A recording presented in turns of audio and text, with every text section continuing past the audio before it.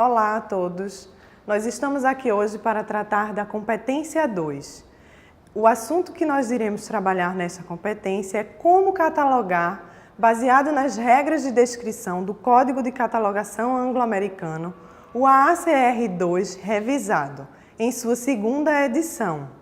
Hoje, nós estamos aqui na Biblioteca Central da Universidade Federal de Pernambuco, especificamente no setor Memorial Denis Bernardes.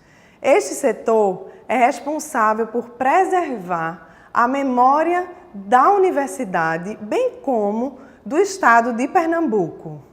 Na competência 1, vocês tiveram a oportunidade de interagir com os tutores virtuais, tratando do que é catalogação, o que é descrição. Então, esta disciplina, catalogação descritiva, ela é responsável por descrever fisicamente os objetos informacionais de uma biblioteca ou qualquer outra unidade de informação. A catalogação ela é dividida em 3 partes: dados de localização, pontos de acesso e descrição bibliográfica. Os dados de localização nós já falamos na competência 1, que se referem à classificação no livro e ao número de Cater que vocês têm que utilizar, o código de classificação, ou a classificação decimal universal, ou a classificação decimal de Dewey, que esse assunto é tratado na disciplina representação temática. Nós não tratamos em catalogação.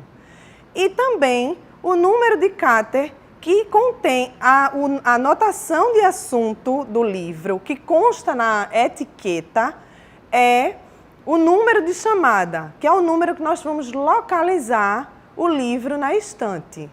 Então, o ponto de acesso em catálogos manuais, como esse aqui, que na verdade os catálogos manuais já estão em desuso, nós utilizamos os sistemas de gerenciamento eletrônico em bibliotecas, mas pode acontecer de vocês verem em alguma biblioteca ainda, como a Biblioteca Pública Estadual de Pernambuco, ainda utiliza o catálogo manual, porque o sistema de informação utilizado lá não é tão estável como em outras instituições. O ponto de acesso em catálogo manual geralmente é por autor, título ou assunto da obra, o assunto a que a obra se refere. Então, esse ponto de acesso de autor é preciso que haja um controle de autoridade. Nós, profissionais de informação, precisamos seguir um controle de autoridade. O de assunto também segue um catálogo já uniformizado de assuntos para ser feita a catalogação, tanto no catálogo manual quanto no catálogo em linha, que é o catálogo digital. Nós tratamos no caderno, que vocês precisam ler, a competência 2 do caderno de vocês, que está disponível no ambiente virtual. Nós trabalhamos todos os tipos de pontos de acesso, que tem autor, pessoa física, autor, entidade e outra entrada que é por evento. Então é preciso que vocês fiquem muito cientes disso, porque há as diferenças e as ordens de serem utilizados. Para catalogar, nós utilizamos o Código de Catalogação Anglo-Americano em sua segunda edição revisada. Este código ele é dividido em 2 partes. A primeira parte tem os capítulos referentes a cada tipologia documental que nós temos em bibliotecas ou unidades de informação. A segunda parte trata das remissivas, os pontos de acesso, dentre outros. As regras contidas no Código de Catalogação, elas cumprem e se baseiam nas ISBDs que estão no caderno de vocês, que é separada por 8 áreas de descrição. Essas áreas de descrição, cada uma precisa ser definida a partir de pontuações também que nós colocamos no caderno. Quais são as fontes de informação que nós podemos retirar os dados para catalogar um livro? Qual é a fonte principal? Qual é a fonte principal de informação que nós utilizamos para catalogar uma tese de dissertação, um manuscrito, uma carta? Aqui nós vamos mostrar para vocês alguns exemplos. O capítulo 1 do Código, ele contém as regras gerais para a descrição física de acervos. Então, é preciso sempre se basear nessas regras gerais. A partir do capítulo 2, são formatos específicos, acervos, tipologias documentais específicas, e aí vocês precisam seguir as especificidades de cada capítulo para o item que estiver catalogando. É fundamental que se tenha o código na biblioteca ou na unidade de informação. Para o livro, por exemplo, a fonte principal de informação é a folha de rosto, o seu verso, o verso da folha de rosto, bem como o colofão, que está aqui no final do livro. A folha de rosto é onde está o nome do autor, o título do livro, às vezes a edição do livro, o nome da editora, o ano. Quando estas informações não estão na folha de rosto, é que nós recorremos às outras fontes aqui citadas. Além disso, a lombada do livro também contém informações, bem como a sua capa.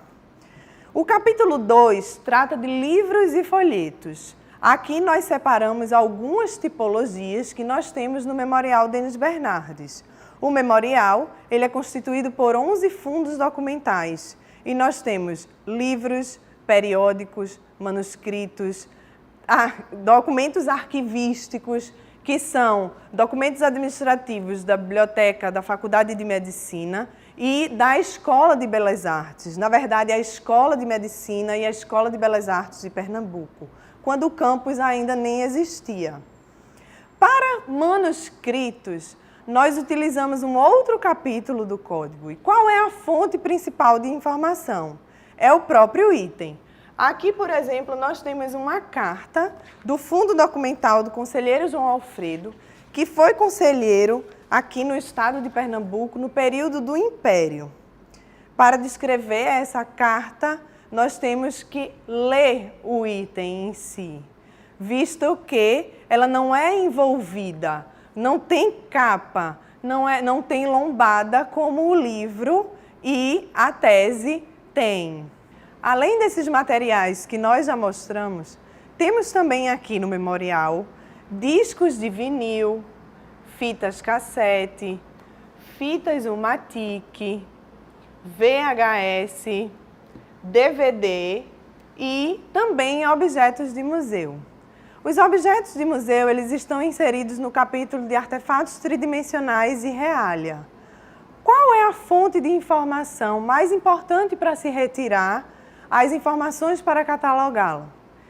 Enfim, nós precisamos analisar o item para saber se tem autor, se tem o ano da peça, quando ela foi produzida, o local de onde é, dentre outras informações. A fita, toda e qualquer fita, seja VHS ou Umatic, nós procuramos a fonte de informação dentro da caixa e geralmente elas têm uma etiqueta onde nós podemos retirar as informações que são importantes para a catalogação. Da mesma forma, a fita cassete. A fita cassete e o disco de vinil, eles estão inseridos no capítulo registros sonoros, estão referentes aos registros sonoros. Existe um capítulo específico para isso. No disco de vinil, a fonte principal de informação é a etiqueta. Quando nós não temos dados relevantes para catalogar na etiqueta, nós nos utilizamos do encarte, que vem acompanhando o disco, quando este vem, ou da capa. A capa, nós temos informações tanto na frente quanto no verso, na maioria das vezes. Esse disco aqui, ele tem Vânia Bastos cantando Caetano. Quem seria o autor principal? Quem seria a entrada? Qual era que a gente colocaria? Em disco é uma situação um pouco diferente de outros materiais, pois O compositor é Caetano Veloso, então ele é o autor da obra. A entrada secundária viria para Vânia Bastos. No livro, quando nós mostramos o livro, dissemos que na folha de rosto geralmente vem o autor, o título, a editora e o ano da obra, e o local da editora. Nesse aspecto, cada material, cada tipologia documental, vocês precisam recorrer ao capítulo referente à tipologia. No caderno da competência 2, nós também tratamos dos 3 níveis de descrição. O primeiro nível, o segundo nível e o terceiro nível. Cada um desses níveis, eles precisam conter algumas informações, como título, autor, editora. Então, nós gostaríamos de solicitar a vocês que vocês analisem este mapa e verifiquem, no primeiro nível, quais as informações que vocês descreveriam. E no segundo nível, quais as informações que vocês colocariam. E o terceiro nível também. Sempre lembrando que nós catalogamos para os usuários. Então, é importante pensar o que um usuário de material cartográfico gostaria de saber a respeito da obra. Quais as informações relevantes para que ele possa recuperar as informações contidas no mapa? Bem, pessoal, chegamos ao final da competência 2 e enfatizamos sempre a necessidade de vocês lerem o caderno e também o material complementar que colocamos no ambiente virtual sobre catalogação de materiais especiais. Gostaríamos que vocês tenham um bom aproveitamento no curso e que possam interagir ao máximo no ambiente virtual para que possam ter um melhor aprendizado.